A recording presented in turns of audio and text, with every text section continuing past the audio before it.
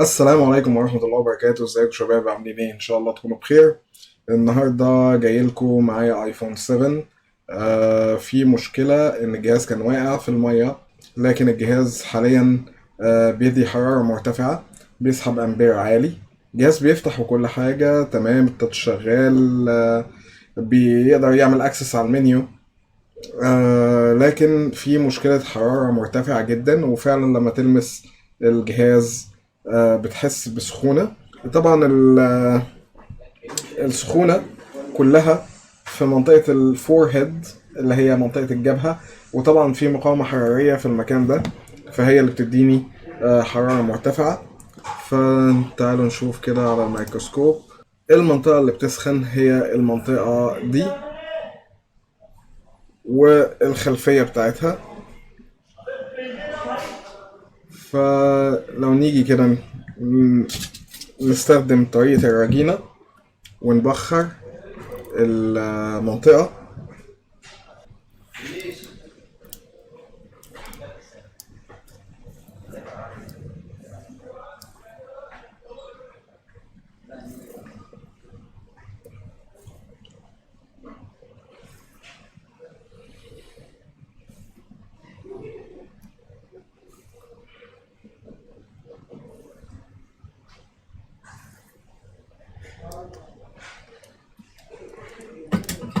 طبعا الجهاز على الباور سبلاي مش مبين ان في اي شورت، بس لما نشغل بيحصل السخونة. دلوقتي انا هشغل 1 2 3. الجهاز كده اشتغل. نراقب المنطقة دي كويس جدا ونشوف هل الرجينة هتروح عن اي مكان ولا لأ.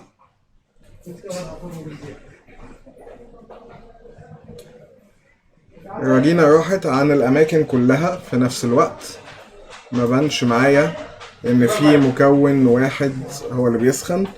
طبعا السخونة عالية، فالرجينة راحت معايا في نفس الوقت. طب نقلب البورد ونبخر الوش التاني ده. طفي التليفون الاول.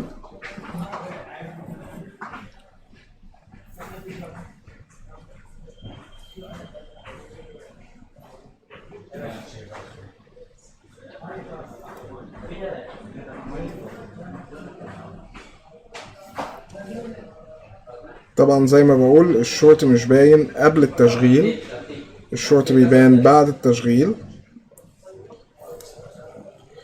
انا معلش عندي مروحة فمخلية ان الرجينة تتطاير عن المكان اللي انا عايزها فيه.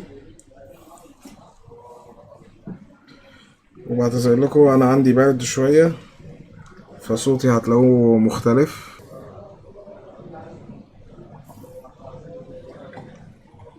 طبعا من احد الحاجات المملة وهو في التبخير انك تقعد تعمل اللي انا بعمله ده.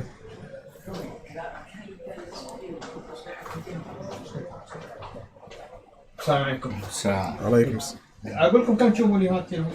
ماله؟ ما يشتغل. ما يشتغل؟ ايوه. مصلحه قبل كده؟ لا. كيف مش مصلحه والزراير بتاعته مش موجودة وين زراير؟ والمسامير البراغي بتاعته مش موجودة؟ كيف ما مش ادري مصلحه؟ بعد اذا مصلحين. بعتذر بس دخل عندي زبون. دلوقتي انا بخرت البورد ونشغل بسم الله. على طول بان معايا مسبب الشورت. لو نيجي نشوف على الكاميرا الحرارية،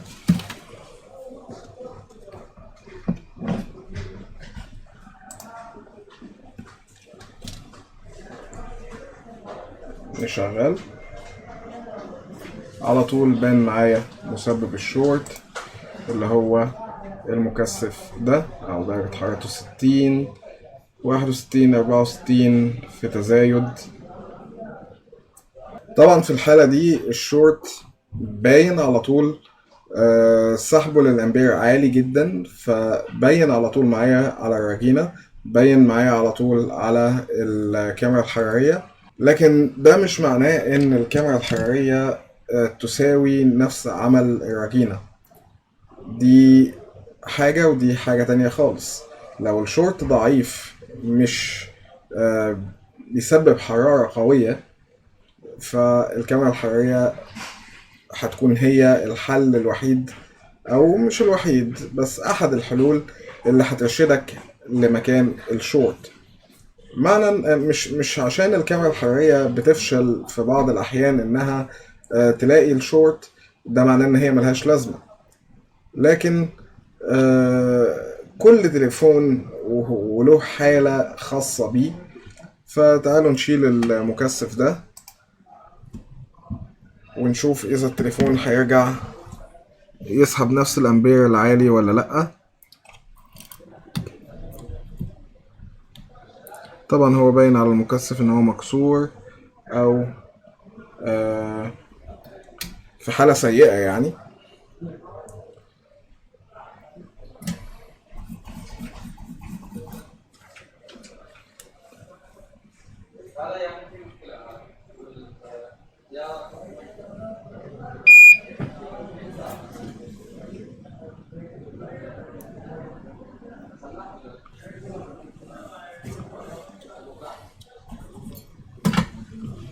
تمام، ونرجع نجرب تاني مرة.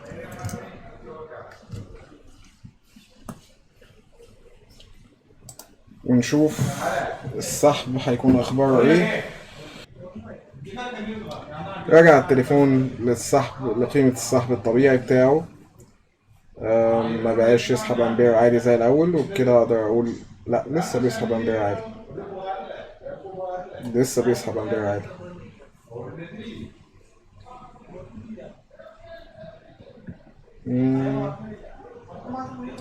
مش قوي. الباور سبلاي عمال يديني قراءات مختلفة.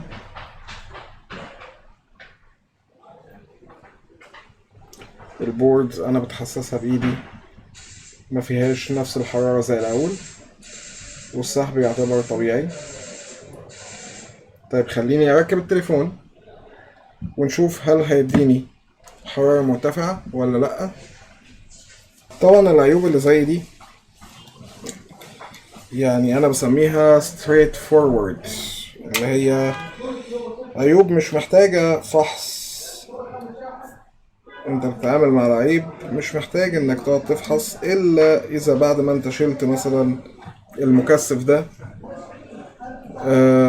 الشورت لسه ما راحش، حصل شورت في مكان تاني، الجهاز حاصل فيه مشكلة تانية.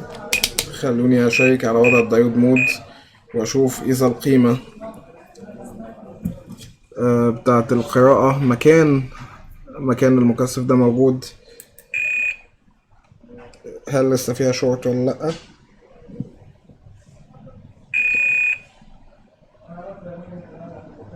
اوكي، قيمة الممانعة 475، ودي قيمة كويسة. متهيألي ان المشكلة اتحلت. انا عايز اقول لكم ان انا لسه حتى الان معرفش الخط ده اسمه ايه حتى، يعني انا ما فحصتش. انا حسيت ان في سخونة، الجهاز بيديني قم بتبريد الهاتف في سخونة، فده معناه ان المقاومة الحرارية شغالة، ان ما فيهاش مشكلة. لو الجهاز قال لي قم بتبريد الهاتف والجهاز مش سخن، فده معناه ان المقاومة الحرارية فيها مشكلة. تمام، التليفون شغال. هحطه على الشاحن واسيبه شوية واشوف اذا هيديني نفس الايرور تاني ولا لا، اللي هو قم بتبريد الهاتف. لكن انا حاسس التليفون ان ما بقاش فيه نفس السخونة زي الاول، فمتهيألي كده العيب اختلف. خليني اجربه وارجع لكم تاني. سيبنا الجهاز شوية، شحن من 17% او 18% لحد 23%، 24% دلوقتي، والحمد لله الجهاز شغال ما فيهوش اي مشاكل. المسار اللي كان فيه الشورت هو المسار ده SPI AOP 2 IMU S clock R1. طبعا ده مسار كلوك تزامن مش مسار كهرباء، ونادر جدا لما بيحصل ان يكون في شورت في مسار كلوك لان ما بيبقاش عليه فولت كبير. اللي حاصل بس ان الجهاز ده وقع في ميه، فعشان كده بالصدفة حصل ان المكثف ده تضرر من فعل المية.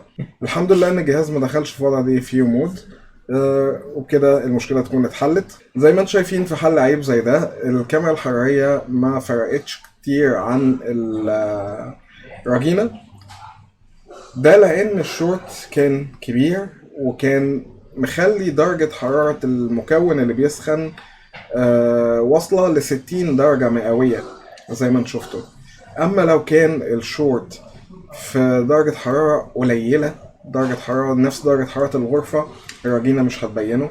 الفريز ممكن يتطاير بسرعة وما يبينوش. فالكاميرا الحرارية مش ملهاش لازمة، لا مفيدة بس مش في كل الحالات. في حالات تقدر تستغنى عنها، يعني حالة زي دي انا ما كنتش محتاج الكاميرا الحرارية عشان اعرف ان انا احدد العيب، بس ده مش معناه ان الكاميرا الحرارية ملهاش لازمة. الكاميرا الحرارية هتنفعني جدا جدا جدا في وقت مفيش حاجة غيرها هتنفعني فيه، وهو ان الشورت يكون ضعيف ودرجة الحرارة اللي بيسببها الشورت مش نفس درجة حرارة الغرفة بل أقل منها، مش نفس درجة حرارة إيدي. أنا درجة حرارة إيدي 37، لما الشورت يكون درجة حرارته 23 24 25 لحد 30 درجة مش هيبان معايا بسهولة، وبالذات لو كان الشورت جوه اي سي كمان هيبقى الموضوع أصعب، لأن الاي سي بيمتص الحرارة وبيفرغها في الأرضي. فالفريز او الراجينة مش هتنفعني باي حاجة. الكاميرا الحرارية هي اللي هتنفعني بانها هتبين لي الشورت موجود فين بتغير في اللون ما بين اللون الاسود ويبتدي يزرق كده شوية ويرجع زي اللي انتوا شفتوه في فيديو ال6S. كان في تغير في اللون، اي نعم الشورت كان ما بين البيس باند والبيس باند باور، فالموضوع كان ملخبط شوية وكان لازم ان انا اشيل واحد منهم، بس ده كان في الشرح. لكن بالنسبة لي انا كأيمن انا شايف الشورت مكانه فين وقادر اني احدد بالخبرة الشورت مكانه فين.